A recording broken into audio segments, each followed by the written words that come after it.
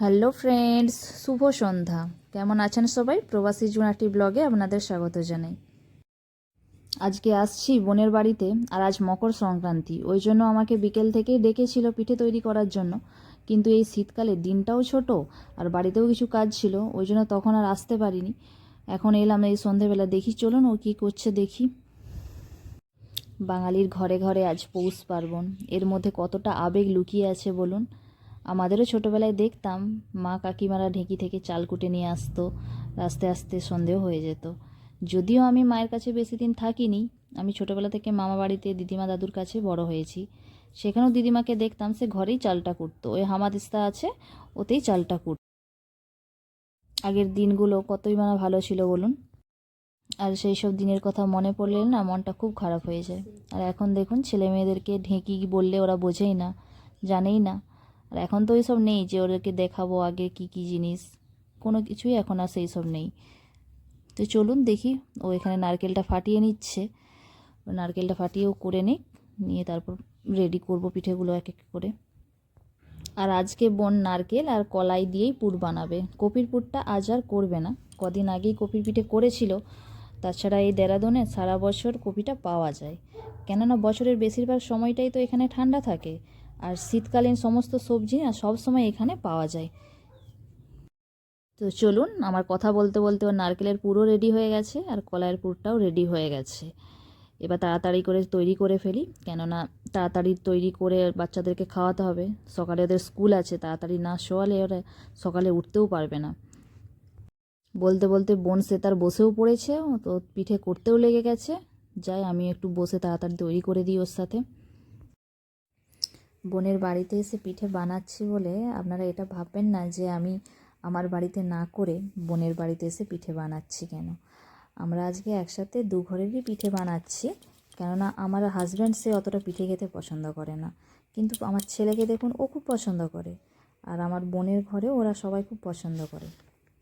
আর পিঠেটা তৈরি করতেও তো অনেকটা সময় লাগে বলুন।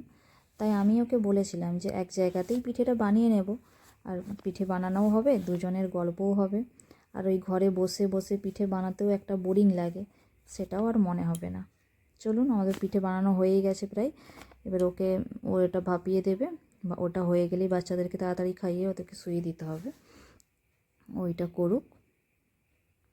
আপনারা কে কে সংক্রান্তির দিনে পিঠে বানান বলুন তো? অনেক ঘরেই তো অনেক নিয়ম আছে। আমাদের ঘরে যেমন সংক্রান্তির আগের দিনেও পিঠে হবে, সংক্রান্তির দিনেও হবে, আর তার পরের দিনেও হবে, 3 দিন ধরে। আর আমার বোনের ঘরে দেখি ও বলে সংক্রান্তির আগের দিন হবে আর তার পরের দিন হবে, কিন্তু সংক্রান্তির দিনে কিন্তু পিঠে পিঠে কিছু করে না ওরা। তো চলুন দেখি বাচ্চাগুলো কি করছে। কে কে পোয়েম বলতে পারবে বলো? কে কোন পোয়েমটা বলবে আমাকে বলো, আজকে শোনাও, কবিতা শোনাও আমাকে দুজনে। बंदिया बोली बंदर से 1 रुपए का नोट, कुछ भी हो के कैसे भी हो ला लो मुझको ऊनी को। बंदर बोला गुस्से से सुंदर तेरी नहीं चलेगी, बोट काट की बात छोड़ दे, अब तो मेरी पैंट्स देगी। তুমি বলো। देखो अम्मू काका आई, बड़े बड़े गुब्बारे लाई, है बैंगनी पीले पीले लाल गुलाबी और चमकीले, चाहे जैसे ले लो भैया, दान सभी का एक रुपया। আচ্ছা, তুমি একটা ইংলিশ পোয়েম বলো, তোমার যেটা মনে হচ্ছে সেটাই বলো। Twinkle twinkle little star, how I wonder what you are, up above the also high, like a diamond in the sky. তুমি বলো একটা ইংলিশ পোয়েম।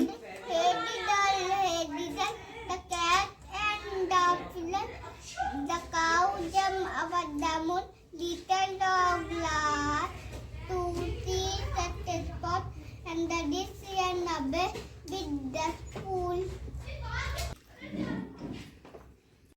চলুন, কাজের মাঝে ওদের সাথে একটু গল্পও হয়ে গেল, না হলে এক্ষুনি পাপা আসলে বলবে যে মা আর মাসি মিলে গল্প করছে, আমাদের সাথে কোনো কথা বলে না। ওরা আবার এরকম টাইপের কথাও বলে ওরা।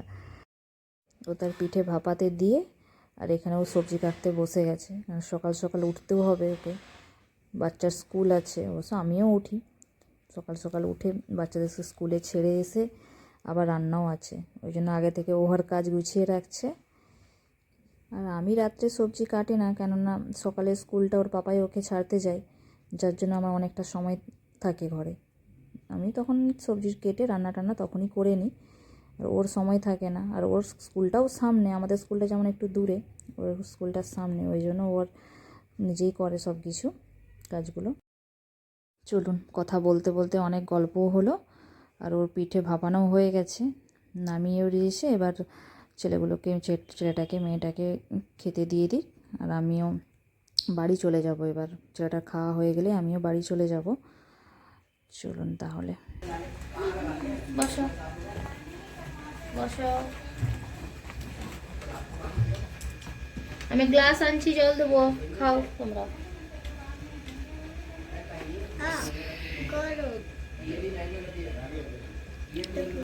পিঠে বানাতে বানাতে অনেকটা রাতও হয়ে গেছে, বোন ওদেরকে খেতেও দিয়ে দিয়েছে, ওর খাওয়া হোক, ওকেও নিয়ে আমি একবারে বাড়ি চলে যাব। চলুন তাহলে, ভিডিওটি এখন এখান পর্যন্তই, দেখা হবে পরের একটি ব্লগে। ততক্ষণ আপনারা ভালো থাকুন, সুস্থ থাকুন, শুভরাত্রি।